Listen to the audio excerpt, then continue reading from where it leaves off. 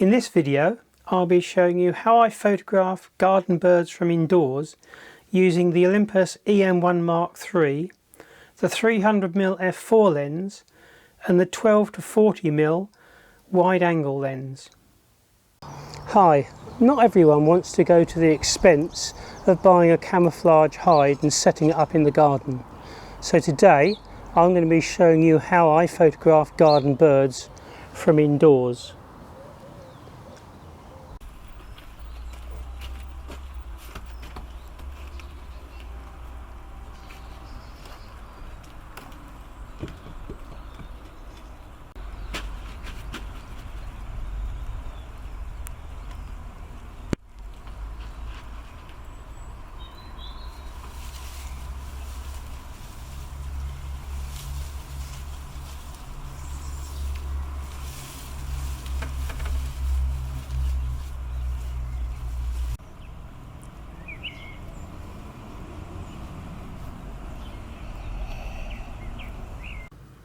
If you don't want to actually go to the bother and hassle of buying a proprietary hide, photographing indoors is a good option.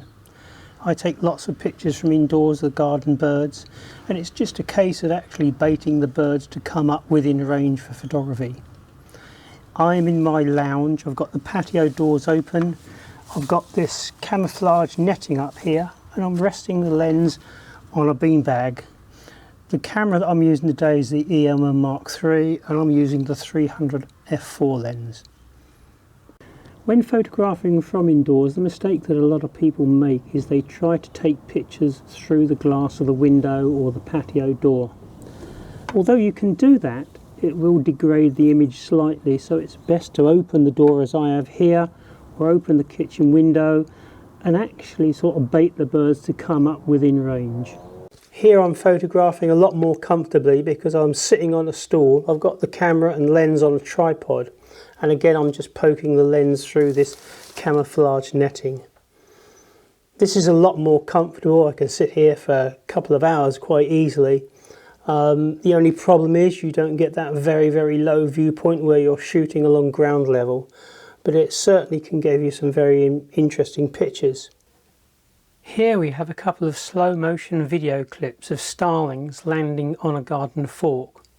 One way to bait birds to come within range of the house is to provide natural looking garden props for the birds to pose on.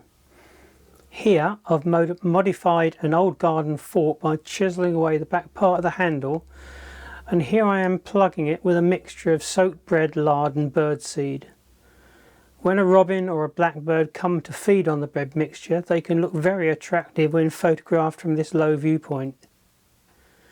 Using the 300mm will throw the background nicely out of focus and produce a very pleasing image.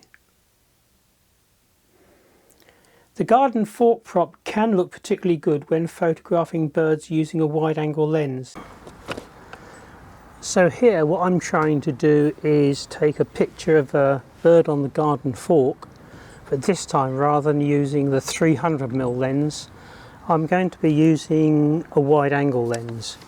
I'm going to be using the Olympus 12 to 40 2.8 lens, and what I want to do is to actually get a shot where the bird, whether it be a robin or a starling, he's actually quite close up there, and I've got the wide angle lens. It will show the actual bird in the garden habitat, which is what I'm trying to do.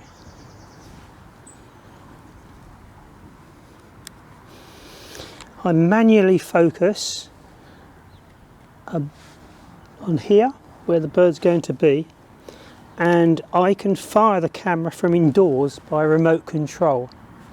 I can use the Olympus app. I've done that many times on the smartphone, so you can actually, the advantage of that is that you can actually see the actual picture, you can change the aperture, you can change the shutter speed, ISO, everything actually, and you can actually take the picture from the phone.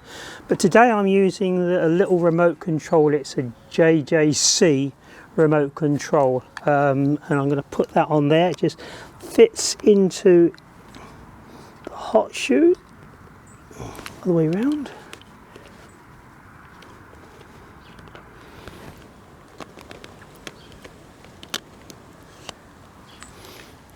goes into the socket release.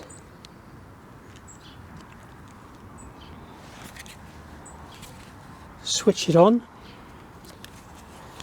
and check that there's a little light here that shows that it's actually receiving the signal from the actual controller here. Just check once more that I've got the focusing dead on, and then it's a case of just going indoors. I can sit down in the lounge, drink a cup of coffee and just wait for the birds to turn up.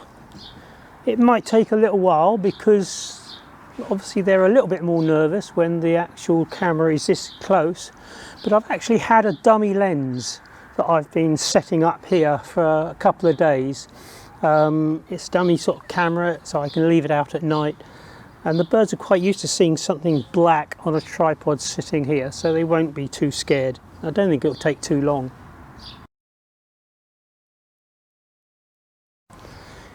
For this type of picture where the camera's very close to the actual subject, the Olympus with the electronic shutter is a very big advantage.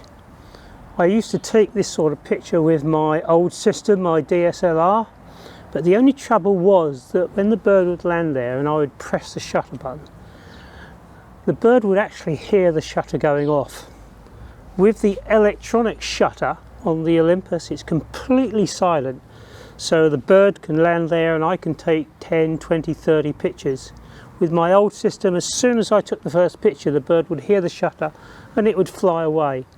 So using a mirrorless camera has such a big advantage for this type of picture where the camera is very close to the subject.